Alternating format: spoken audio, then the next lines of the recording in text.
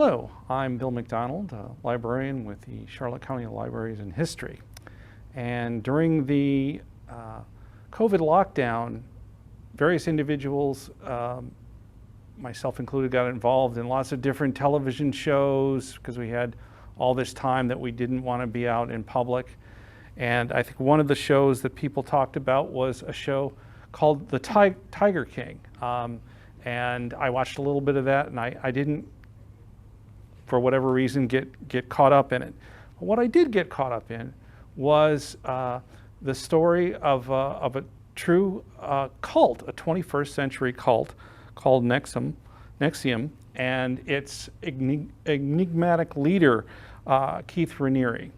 And there's so many facets to this cult. It included female television actresses, multi-level marketing, slave rings, a cult leader with a supposed genius IQ, various individuals having a 500 calorie a day diet, and even an appearance by the Dalai Lama. As it turned out, this October, the cult leader of NXIVM, Keith Raniere, was sentenced to 120 years in prison for sex trafficking and racketeering. So how did this develop? Well, it actually developed in the early 2000s with a lot of self-development classes. They were called ESP, not extrasensory perception, but executive success programs. And that's what they were called. Individuals were charged about $5,000 to $7,000, and they attended these classes. Now, in the classes, they used different color sashes, much like martial arts classes. And the more classes you took, the greater opportunity you had to change your color of sash, just much like going through the belt system in karate or taekwondo. The classes and seminars, as far as their philosophy, was borrowed from Scientology, Ayn Rand, Tony Robbins, and many other new wave philosophies and psychologies. There were a lot of recruitment of successful men and women in the entertainment industry, also various independent business owners that were interested in self-development or self-fulfillment. One of the individuals, Allison Mack, played Chloe on the WB show Smallville, and she was on the series for its entirety, so that was a good 8 to 10 years. And she became very high up in the cult. Another individual that they recruited was Nikki Klein, who was on Battlestar Galactica. So I guess she actually decided to leave the show and stay with NXIVM. So it was, I guess, a toss-up in her mind, successful television show cult, successful television show cult. Okay, I'll go with a cult. Now, she probably didn't conceptualize it as a cult, but she probably saw that these were like-minded individuals, and she had a chance of doing something useful or positive with her life, and she chose staying on with NXIVM. There was also multi-level marketing involved in these ESP, or executive success programs. People weren't only encouraged to take more classes, which they were, but they were also encouraged to recruit other people. So it's much like the multi-level marketing or the pyramid marketing programs, where it's not just the product you're selling, but you try and get other people to sell that product, and other people try to get even more people to sell the product. So it becomes a recruitment of various people selling the product. So it's not just the product, but it's getting other people to sell it as well. They had summer camp-related activities. Keith Raniere, the guru or the cult leader, was referred often as Vanguard. Now, Vanguard was Keith Raniere's favorite video game, and they had a Vanguard week, which was summer camp activities such as swimming, beanbag races. This was in upstate New York, and softball and football games and running races, but it also included plays and songs and musical demonstrations, and this was to coincide with Keith Raniere's birthday. So they celebrated Keith Raniere's birthday the whole week, and this was called Vanguard Week, and that got everyone more involved in the cult of NXIVM, more interdependent on each other as socializing individuals rather than family or friends. What is Keith Raniere's background? Keith Raniere often said that he is one of the smartest individuals that have ever lived. He supposedly had an astronomical IQ. Now, the IQ test that he took, it was later revealed that it was a take-home test. So I would, I guess, approach it with a grain of salt. It is listed supposedly in the Guinness Book of World Records, but only in the Australian edition. He also claimed to be a concert pianist and a judo champion. Well, he probably did take piano lessons. Whether he ever played at the concert level is hard to say. Same thing with the judo. I'm sure he took judo lessons as a boy, as a teen. Whether he was successful on a master level or a champion level has not been proven one way or another. He did claim that he had several successful degrees and very high grades. Well, it was later revealed that he did graduate from college, but his GPA was 2.5. Not necessarily a bad GPA, but not something you'd expect from the smartest person in the world, or proclaimed himself smartest person in the world. He did say to his followers in the NXIVM cult that he was among the smartest individuals anywhere in any country. After he graduated from college, he became involved with Amway, the multi-level marketing program and product line. He also did some computer programming, and he started his own company called Consumer Buyline, where people supposedly had a chance to buy consumer items at a discount price. Courts and various regulation divisions of various states ruled that Consumer Buyline was pretty much a multi-level marketing scam, and he was prohibited from carrying on with the company. In the early 90s, Keith Raniere met Nancy Saltzman, who was a former nurse and a hypnotherapist who was also skilled in NLP, or neuro-linguistic programming. And they formed a lot of the classes that became the Executive Success Program.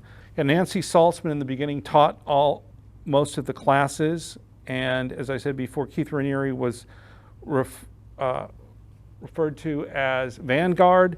Nancy Saltzman was titled Prefect, or being the first person that was taught by Keith Raniere. Another very influential person in the NXIVM cult was Claire Brodman. She was the heir to the Seagram's fortune, and Claire was the financial arm of the NXIVM organization cult.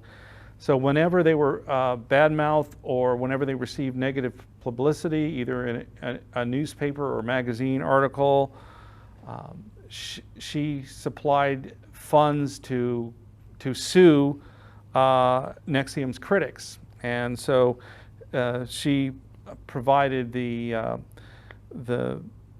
financial backing to take legal action against anyone who criticized the cult organization of NXIVM. After a while in the personal development classes, NXIVM began to offer gender-related subgroups, jeunesse for females, SOP for males. Now, SOP, if you've been in an organization, that will often stand for Standard Operating Procedure. In this case, SOP stood for Society of Protectors. So that was a male group in NXIVM, and the female group was called Jeunesse.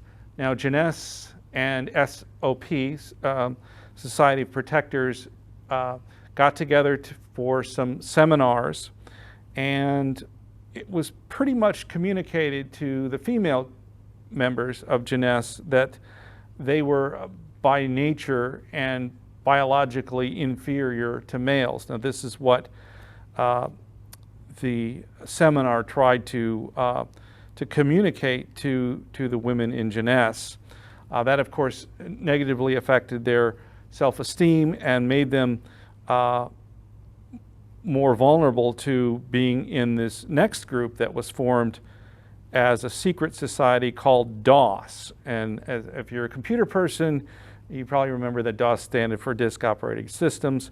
But this DOS stood for Dominus Obsequious Sororium, or Dominant Over Submissive Women Sorority of Women. So this was basically a slave cult aspect or secret society of NXIVM. Keith Raniere was ultimately in charge. Allison Mack, who of course played Chloe on Smallville, was second in command.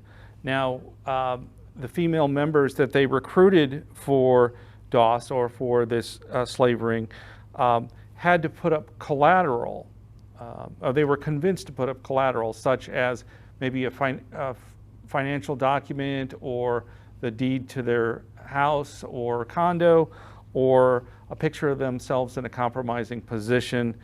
And that way, if they decided to leave or to go to a publication and inform them about what is going on with the group, they were kind of held in check by having this information on them. Now, they were also instructed to get a tattoo, a branding tattoo with a cauterizing pen. Of course, this was in a very private area for these women, and the tattoo made by the cauterizing pen actually had Keith Raniere's initials, and if you looked at a different angle, it also included Allison Mack's initials, depending on how you looked at it. Okay, one of the individuals that Allison Mack was in charge of in the slave ring was Indian Oxenberg, and she is Catherine Oxenberg's daughter. Now, who's Catherine Oxenberg? She was on the show Dynasty in the 80s, and she's been in other movies and television shows. She's also connected to European royalty. So once she found out that her daughter was involved in this cult and was being exploited, she went to the New York Times. Other members who left NXIVM because of this sex ring validated Catherine Oxenberg's information to the New York Times, and this is how some of the articles started to come out about how abusive this cult was. Now, of course, when